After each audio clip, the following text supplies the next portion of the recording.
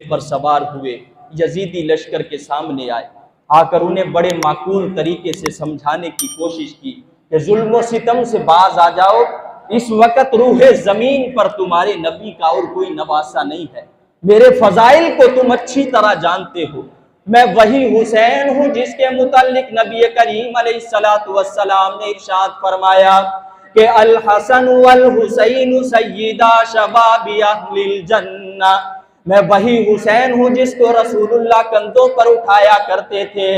میں وہی حسین ہوں جس کو رسول اللہ سونگا کرتے تھے اور فرمایا کرتے تھے کہ یہ میرا پھول ہے، میں وہی حسین ہوں، میرے فضائل کو تم اچھی طرح جانتے ہو، ظلم و ستم سے باز آ جاؤ، میرے خون سے اپنے ہاتھوں کو رنگین نہ کرو۔ لیکن جہنم ان پر واجب ہو چکی تھی، بدبختی ان پر غالب آ چکی تھی، انہوں نے آپ کی کوئی بات کا فکر نہ کیا، کوئی عمل نہ کیا۔ امام علی مقام نے قرآن کی آیتیں پیش کی، فرمایا کہ دیکھو میں وہی حسین ہوں کہ جب اپنی مہرباں ماں کی آغوش میں رویا کرتا تھا تو اللہ کے سچے نبی حضرت محمد مصطفیٰ صلی اللہ علیہ وسلم میرے نانا جان فرمایا کرتے تھے کہ فاطمہ حسین کو رونے نہ دیا کر، اس کے رونے سے مجھے تکلیف ہوتی ہے۔ تو بتاؤ کہ آج اگر پردیس کے اندر تم مجھے تکلیف پہنچاؤ گے، قرآن میں تم پڑھتے ہو ان الذین یؤذون اللہ ورسولہ لعنہم اللہ فی الدنیا والآخرہ وأعد لهم عذابا مہینا، بے شک وہ لوگ جو اللہ اور اس کے رسول کو اذیت پہنچاتے ہیں، دنیا اور آخرت میں اللہ کی ان پر لعنت ہے۔ تو آج اگر تم پردیس میں مجھے تکلیف پہنچاؤ گے تو اللہ کے نبی پر کیا گزرے گی؟ الغرض یہ کہ ان پر بدبختی غالب تھی، آپ کی تقریر کا کوئی ان پر اثر نہ ہوا، انہوں نے شور مچا دیا کہ ہم تیری تقریر سننے کے لیے تیار نہیں، بس یا تو یزید کی بیعت کر یا لڑنے کے لیے تیار ہو۔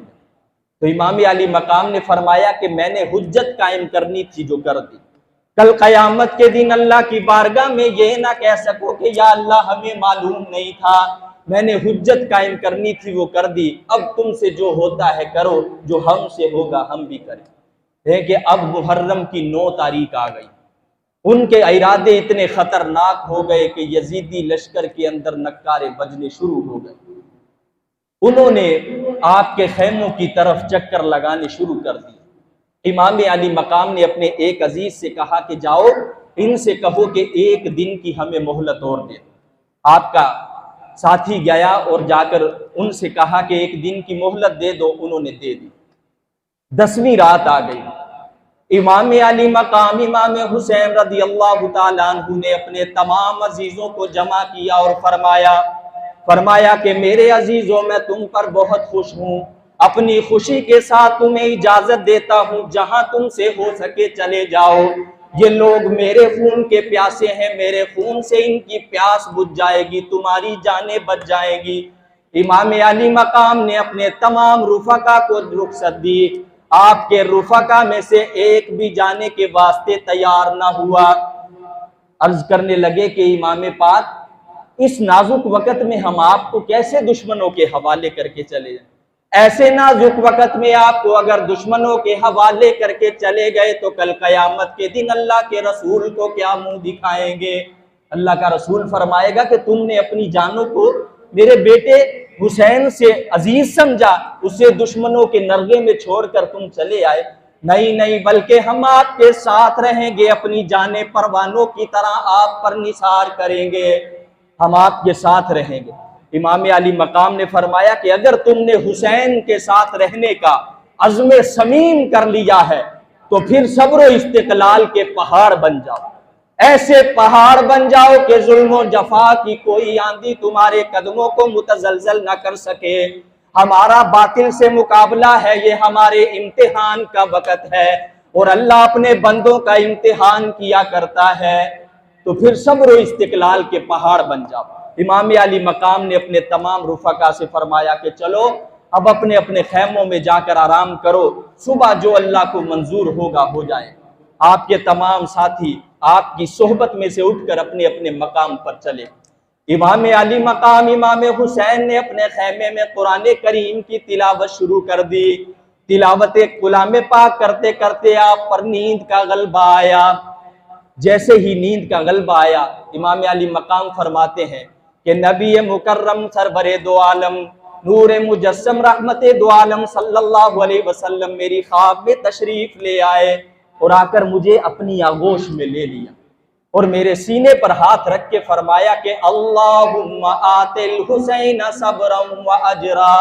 یا اللہ حسین کو صبر اور اجر عطا فرما۔ فرماتے ہیں کہ بیٹا یہ جتنے بھی تمہارے مقابلے میں تیر و کمان بھالے لے کر آئے ہیں یہ سب کے سب میری شفاعت سے محروم ہیں۔ بیٹا میں سب جانتا ہوں یہ جتنے بھی تمہارے مقابلے میں آئے ہیں یہ سب کے سب میری شفاعت سے محروم ہیں۔ امام علی مقام کے سینے کو صبر و استقلال کا خزینہ بنا کر نبی مکرم سرور دو عالم صلی اللہ علیہ وسلم واپس تشریف لے۔ امام علی مقام بیدار ہوئے، اپنے عزیزوں کو جمع کر کے اپنا خواب سنایا۔ فجر کی نماز کا وقت ہو گیا، فجر کی نماز پڑھ لی گئی۔ فجر کی نماز پڑھنے کے بعد امام علی مقام دعا مانگ رہے ہیں، یا اللہ اپنی راہ میں ثابت قدمی عطا فرما، مولا صبر و استقلال عطا فرما، مولا ہمارا باطل سے مقابلہ ہے اور یہ ہمارے امتحان کا وقت ہے، ہمیں اپنے پاؤں پر ثابت قدمی عطا فرما۔ آپ دعا مانگ رہے اور آپ کے ساتھی آمین آمین کہہ رہے۔ جب آپ نے دعا مانگ لی، الغرض یہ کہ وہاں سے یزیدی لشکر کی طرف سے پہل ہو گئی جنگ کی، انہوں نے چند تیر آپ کے خیموں کی طرف برسا دیے۔ جو ہی انہوں نے تیر برسائے، آپ کے ساتھیوں نے، امام علی مقام کے ساتھیوں نے آپ سے اجازت مانگی کہ ہمیں اجازت دیں ہم ان کا مقابلہ کریں۔ امام علی مقام نے اپنے ساتھیوں کو اجازت عطا فرمائی۔ آپ کے ساتھی میدان کربلا میں جرت اور بہادری کا مظاہرہ کرنے لگے۔ 3 دن کے بھوکے اور پیاسے یزیدی لشکر کے سامنے گئے اور بہت سے یزیدیوں کو واصل و جہنم کرتے ہوئے 50 ساتھی آپ کے امام علی مقام کے جام شہادت نوش کرے۔ اب آپ کے سامنے آپ کے بھتیجے تھے، آپ کے بھائی تھے اور آپ کے بیٹے تھے، باقی سب کے سب آپ کے ساتھی جام شہادت نوش کریں۔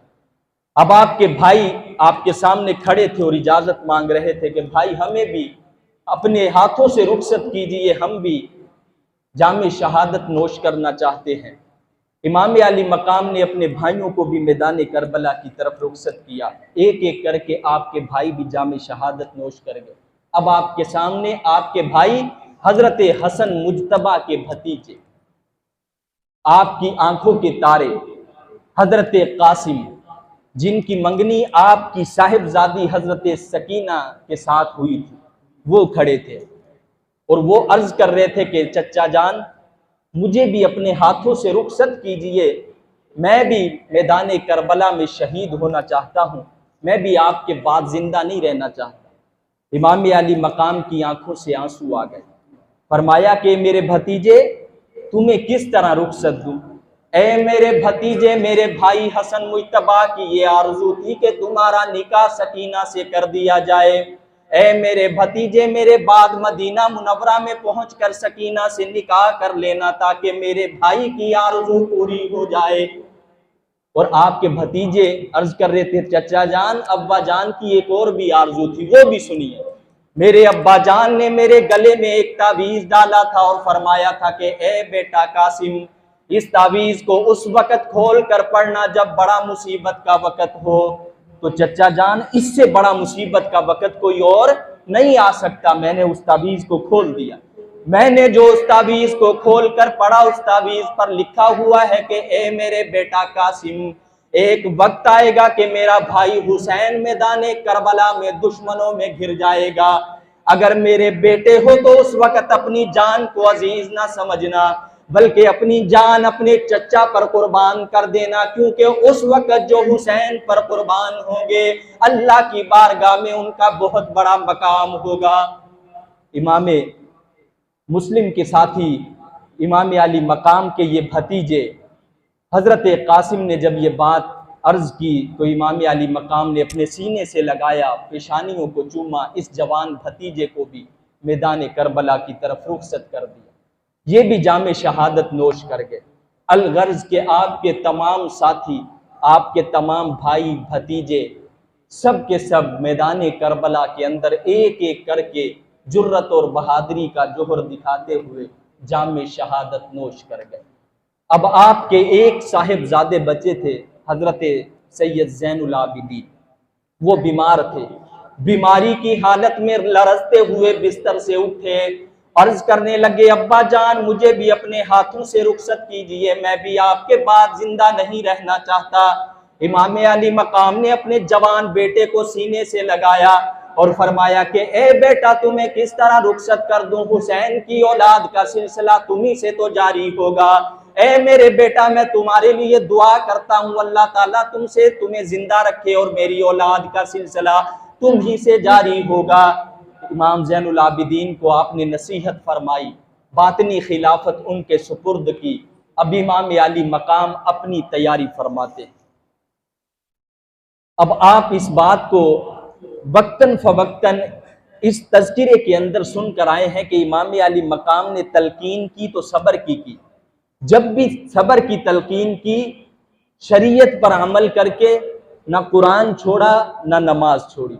ساری چیزوں کو اپنا کر اپنی آنکھوں کے سامنے اپنی اولاد، اپنے بھائی، اپنے بھتیجے اپنے ہاتھوں سے ان کی لاشوں کو اٹھا کر آخری جوان بیٹا بچا ہے، اب اپنی تیاری کرتے ہیں میدان کربلا کے لیے۔ پردہ نشین عورتیں جب آپ کو دیکھتی ہیں کہ آپ تیاری فرمانے لگے، زاروں قطار رونے لگتی ہیں۔ آپ سب کو میدان کربلا میں شہید ہونے کے بعد اپنے ہاتھوں سے اٹھا کر لائے ہیں، اور اندازہ کریں کہ آپ کے اندر کیا جرت اور بہادری تھی، کیا آپ کا جگر تھا، کیا آپ کے اندر بہادری کے وہ جوہر تھے کہ آپ نے 72 تنوں کو کٹتے ہوئے دیکھا، ان کی لاشوں کے ٹکڑے ہوتے ہوئے دیکھے، اور اب آپ اپنی تیاری کرتے ہیں میدان کربلا کی۔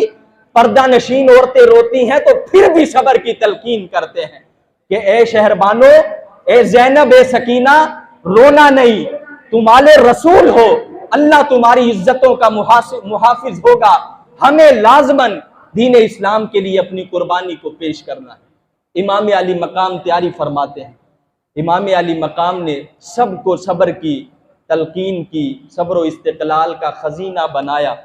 اور اب امام علی مقام اپنی تیاری فرماتے۔ امام علی مقام نے سب سے پہلے نبی کریم علیہ السلام کا امامہ شریف اپنے سر پر رکھا، اپنے بھائی حسن مجتبیٰ کا پٹکا اپنی کمر پر باندھا، اپنے ابا جان حضرت علی المرتضیٰ شیر خدا کی ذوالفقار اپنے ہاتھ میں لی۔ اب یہ کربلا کا دولہا، کربلا کا شاہ سوار، آخری بچنے والا بہادر اور نبی کا نواسا، ان پردہ نشین عورتوں کو آخری سلام پیش کر رہا اور فرما رہا کہ اے رباب، آج دیکھ لو حسین کو، شاید اس کے بعد تمہیں دیکھنا نصیب نہ ہو۔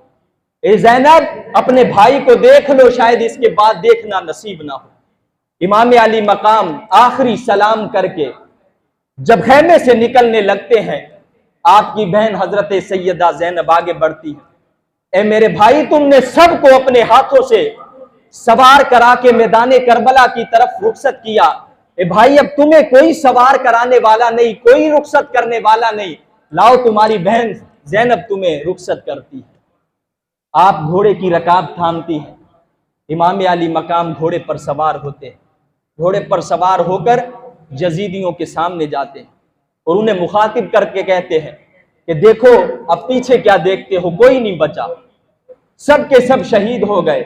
میں ہی ہوں بچا، اب آؤ میرے خون سے بھی اپنے ہاتھوں کو رنگین کرو۔